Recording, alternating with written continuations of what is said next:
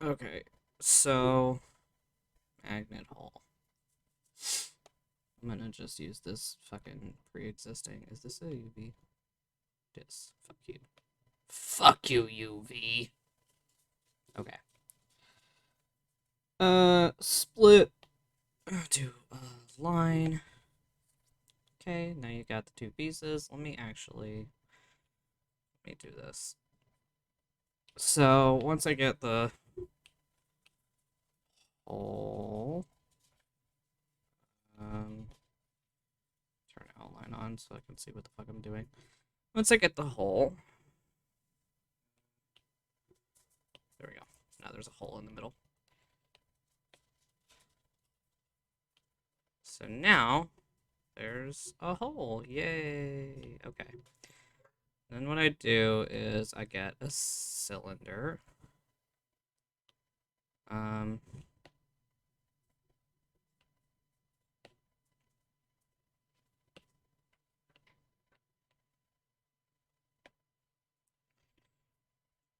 I'm gonna need to scale this up a lot to make this work.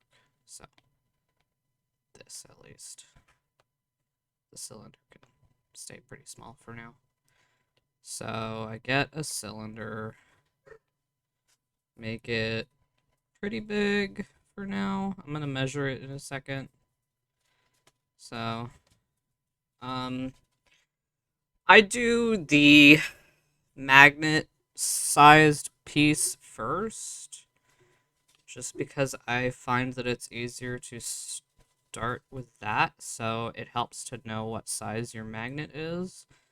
So, for example, let's say you've got 5x2 magnets. I do the measure from one side to the other. That's 10, that's way too big, so shrink it, measure it again. And it doesn't have to be perfect, as long as it's just, like, close enough or just slightly larger. So now it's too small because it's 4.8, because it's 4 in this instance is 4 millimeters. So let's say the magnet's 5 millimeters, so 5.1 is 5.1 millimeters. And I know that my magnets are 2 millimeters thick. So on the side, I will make sure that it's just a little over 4 millimeters tall.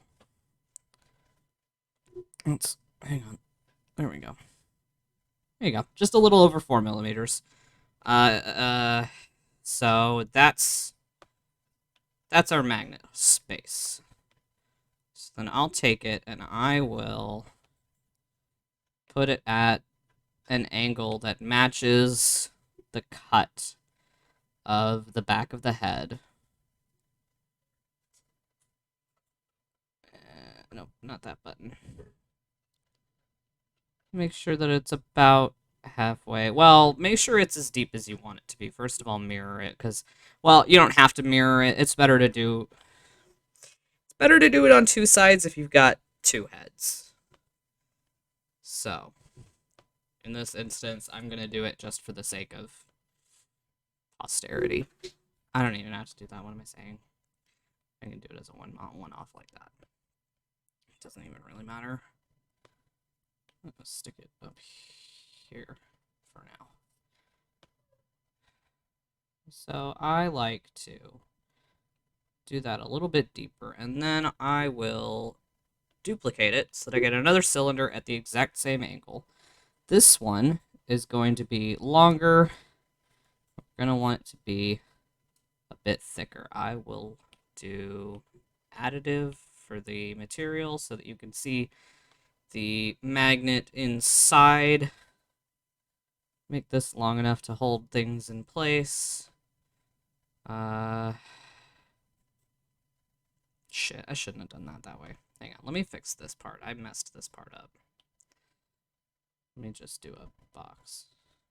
You know what? Okay, I know what I'm gonna do. Hang on, I'm gonna just get rid of this because that got messed up. So I'm gonna just make a new sphere and do it again. Okay. Just do it to the side. Validate. Split. this way. That's fine. And make the one half of it invisible. There we go. Okay. So there's... I need to change the angle of these now. But basically just get this to a... as close to the same angle as... That's not what you're supposed to be holding on to. As close to the same angle as the cut as possible. So there's that. Okay, so now the bigger cylinder. First of all, I don't need it to be that deep. Let me see how deep that is and make sure that it's not.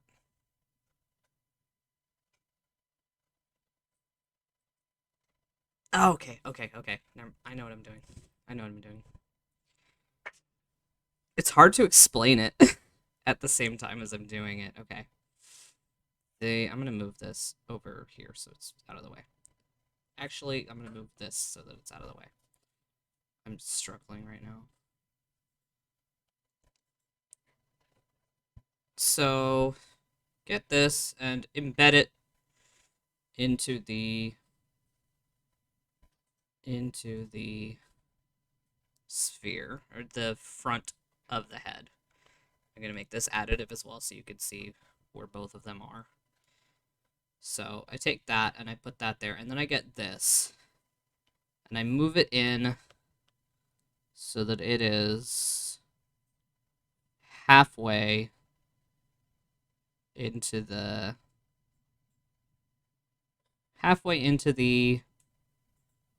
this cylinder and halfway into the head. So then I take let me validate these because they're officially good to go. So then I take this one that is the magnet. This one is the hole. Okay. So the magnet, I duplicate that. I actually duplicate both of them. So then I take this one, make it a hole, and voxel merge it with the front. And then I take one of the whole ones, make it invisible, and then voxel merge that to the front of the head. And if you raise the resolution, obviously these lines will be cleaner, but I'm not going to do that right now. Well, I might as well. Let's crank that up. Voxel merge. And it makes... There we go. Makes a nice hole like that. And then I grab the other one that is labeled hole. Take that one, and I make it just a tiny bit smaller. The idea is that you don't want it to intersect with this part at all. So you can see how the magnet part, it has like the darker and the lighter spots. That's because the meshes are intersecting, which is fine for the magnet part. But this part, it makes it fit better if you make it just a tiny bit smaller. Not a lot, you know, just like barely enough. And then I take that, I make the front of the sphere invisible, make the back visible. I take the whole part, don't make it invisible, and voxel merge it to the back. And then take the magnet part, make it invisible, and voxel merge it to the back. And then you have... That is so off-center, but it's fine. You can do it better. It's this is, again, just for teaching purposes. So then there we go. That's how you get your magnet hole. So then you have the space for the magnet, and then the gap around here to slot into place. And that's how I make magnet holes. I hope that helped. Let me know if I need to clarify anything. But yeah, so that's how I do magnet holes. Obviously, it's different. I'll show you on 6, because 6 has beautiful magnet holes. So make the... That's okay, that's that. I'll make the... Oh yeah, that's that. Where's your head back? Oh, okay, it's mislabeled, that's what's up. So that's how I did these. And they work really good. So yeah. Placement really just depends on your preference and the shape that you're working with. But that is how I do magnet holes for the heads. So, I hope that helped. Thanks for watching. Bye.